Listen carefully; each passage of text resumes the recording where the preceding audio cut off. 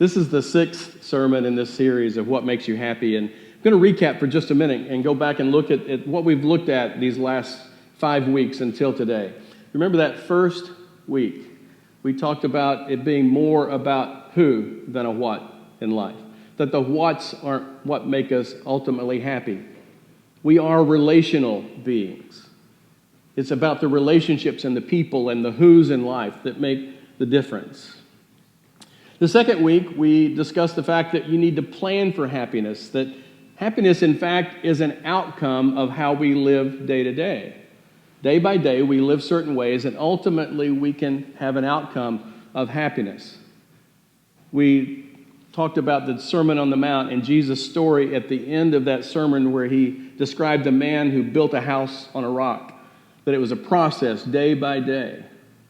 And Jesus said, if you do that, it happens by putting my words into practice, not just hearing them, not just writing them down, not just thinking they're really cool, but by actually putting my words into practice. And that third week was where we really dug in a little deeper and we observed that people who are happy, people that we see in the world that we sense are really happy, have a peace about them.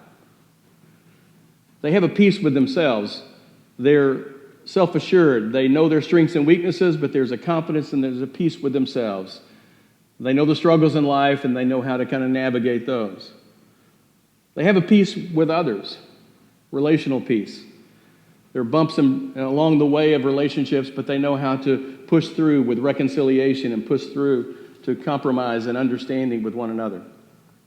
And then ultimately, peace with God. Knowing that being born into the world of sin, the way we're born into that God transforms us out of that through Jesus Christ into the kingdom of light.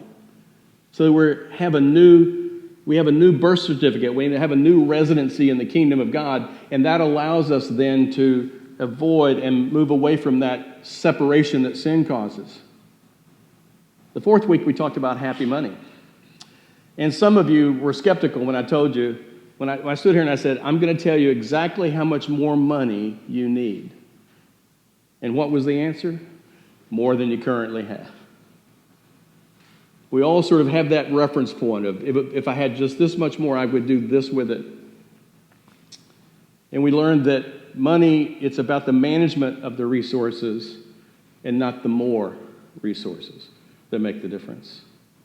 And last week, we talked about the chicken or egg factor between pleasure and happiness.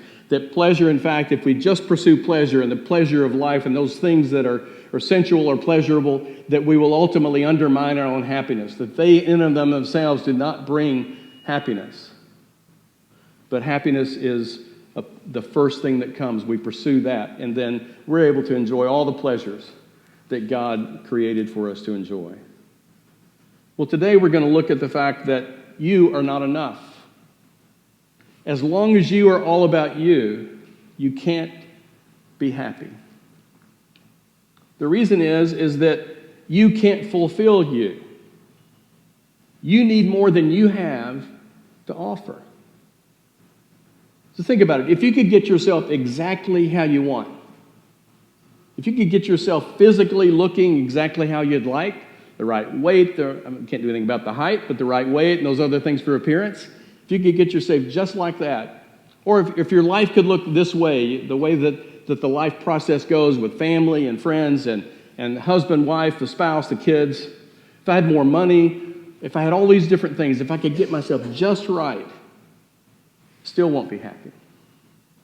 There's a counterintuitive truth about how happiness comes to us.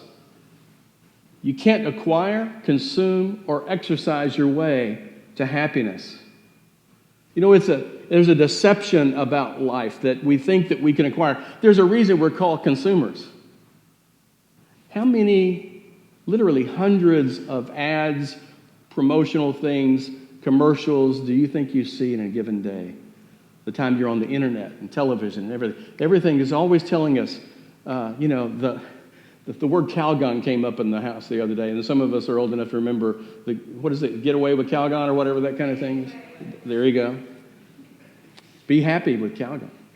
By the way, I was going to tell you today, we had that little ditty song at the beginning. just be glad it wasn't the song Don't Worry, Be Happy every 6 weeks. But we're consumers. We're told that if you have this, if you can buy this, if you could have this car, if you could wear this cologne, all these things would happen. And so we look around and we just think about all of that, and we're inundated with it.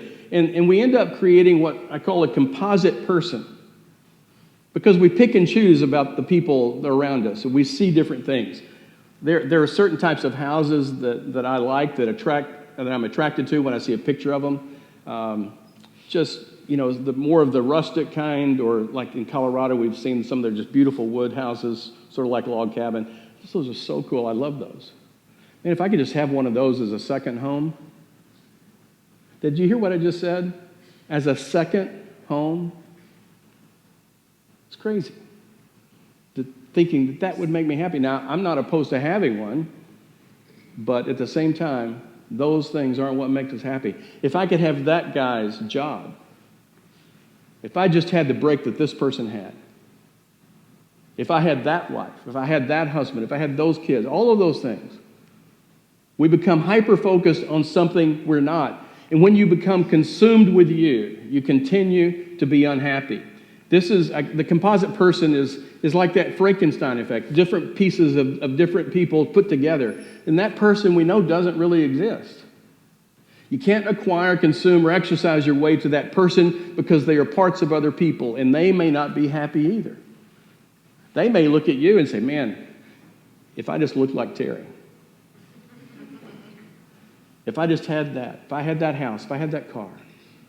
Some people look at us and think the same things. It's hard to believe, but we can't acquire it. But the way we can get to happiness is this: you can serve and volunteer your way there. Now, just a disclaimer, this is not a recruitment sermon for volunteers or service. But it's that methodology, that lifestyle that we create that makes the difference. If you were to go online today and just Google the fact of, well, what is the connection between people's happiness and their willingness to serve and be selfless, you'd find all kinds of research studies and everything demonstrating or reporting that selflessness and giving ourselves away can lead to happiness. There's a study at the University of Chicago that was done to look at what are the most fulfilling jobs, the most fulfilling careers. And here's what they came up with.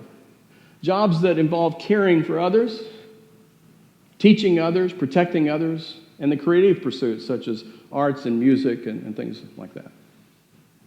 One of the interesting factors of the study was that as people got to a certain level of income and material things, that more and more of those did not increase their life satisfaction, that it was really tied to the job or the career they had. That's when their satisfaction continued to build and build and build. There was not an income associated with job satisfaction. It was the job itself. In the United Kingdom, there were 40 different studies that connected selflessness and happiness, the connection between happiness and health. Here's what they found. That by volunteering and being selfless, depression goes down, heart disease decreases, stress decreases, and drug use and unplanned pregnancy around younger adults decreases. That's what happens. They even found that when teenagers were forced to volunteer, even though they had a bad attitude, they're going to have a bad attitude anyway. So when they were forced to volunteer, they ended up reporting more happiness than those who didn't volunteer. And younger adults, when they're encouraged to volunteer, maintain that typically more into their adult lives. That's what the study showed. They continue that into adulthood. Let's look at the flip side, the things that increase. Psychological well-being is enhanced. Physical health is enhanced. Self-esteem, longevity, quality of life. That immune system that we have is pumped up by this kind of lifestyle. How can it be that the natural inclination to acquire, the natural inclination that comes easily to us, doesn't produce happiness? All the studies come to the same conclusion. One of the best things you can do for yourself is to not focus on yourself. Selflessness leads to happiness. It leads to a better sense of well-being, better health. Well, how can behaving selflessly make myself happier? How can emptying myself leave me feeling full? The answer is in two words: divine design. We are created by God to live with open hands. We're created by God to do all of those New Testament one another's. Love one another, care for one another, serve one another. If you embrace those one another's, you will thrive and be happier and healthier. That's the path. We were designed by God for one another. Selfishness comes naturally, but you can never be happy if that's what's driving you, even if you become the best possible version of yourself.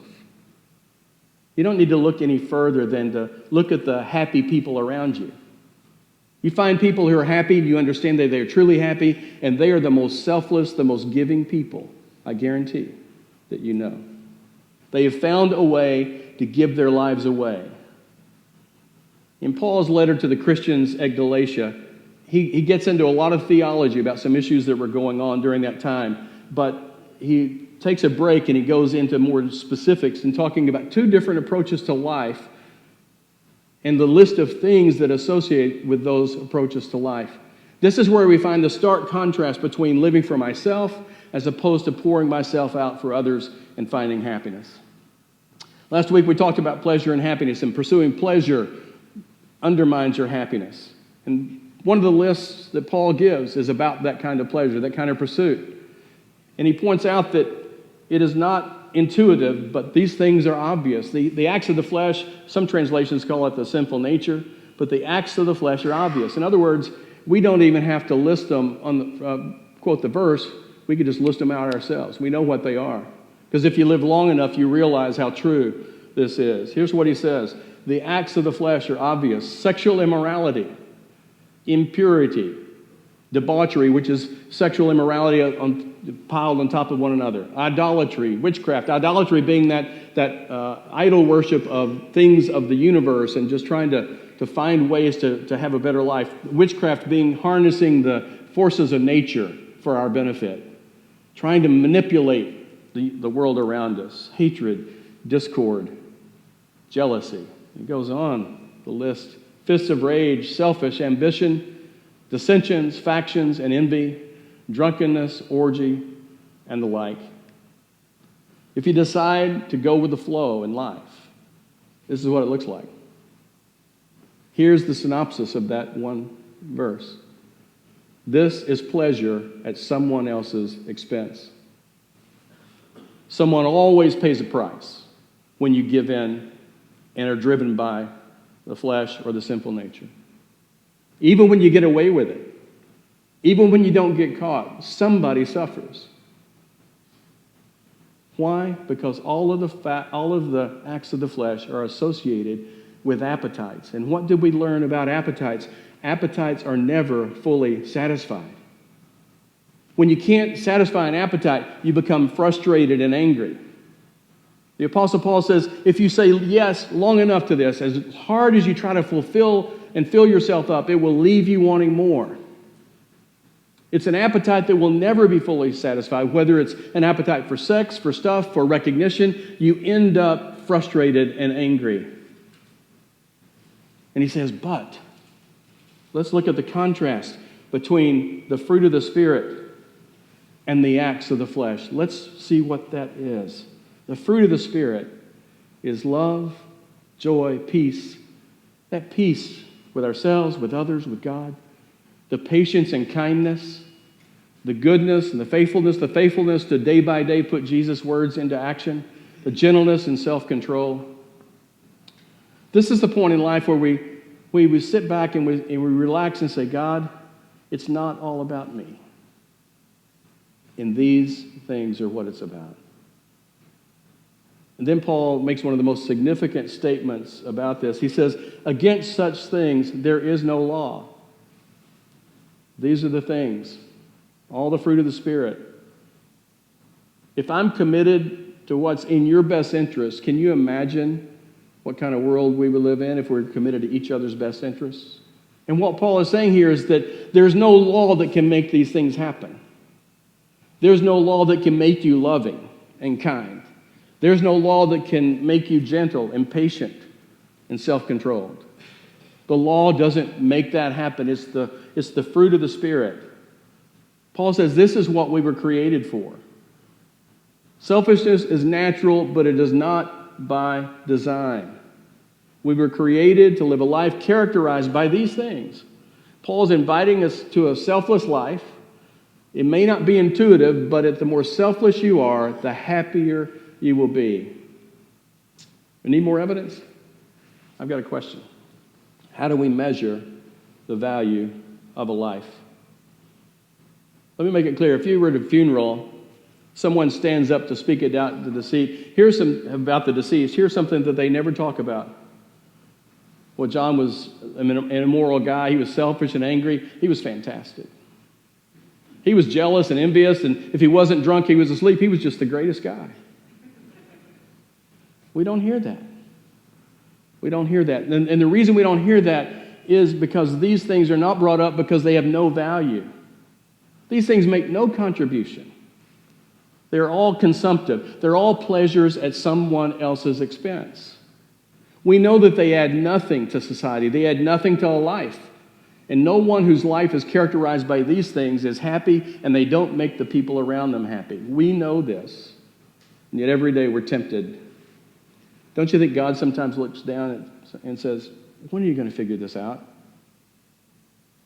Selfishness is natural. But we're not to side with selfishness, because selfishness will ultimately kill you. The value of a life is always measured by how much of it was given away. That's the life we celebrate. That's what we know is most valuable. Giving your life away makes you great. You know what else? They were so happy. That person we're talking about today was so happy. Somehow they discovered the secret of life, that pouring out is what ultimately fills a person. If you want to be happy, you got to figure out a way to give your life away. Not once or twice a year, but systematically, day by day.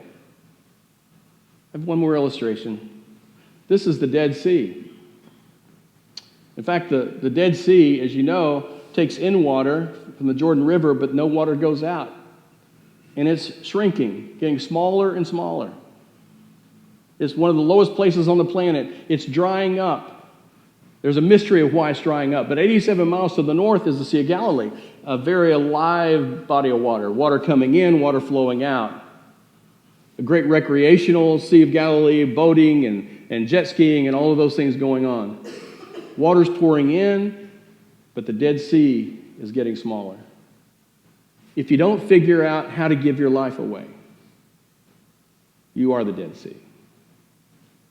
It all comes in, nothing goes out, and you become smaller and smaller, more frustrated, more unhappy. You'll fall for the line every time. If I only looked like that, if I only had that, if I only had this experience, this job opportunity, all of this would make a difference. And you begin to put together that composite person. If I could only become that person, I would be happy. No, you were designed to give your life away. You were made for more than you.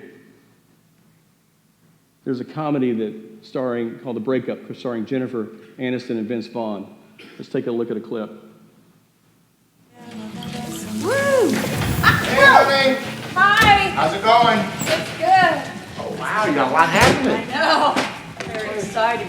I am starving. Oh, careful. That's very hot. Yep.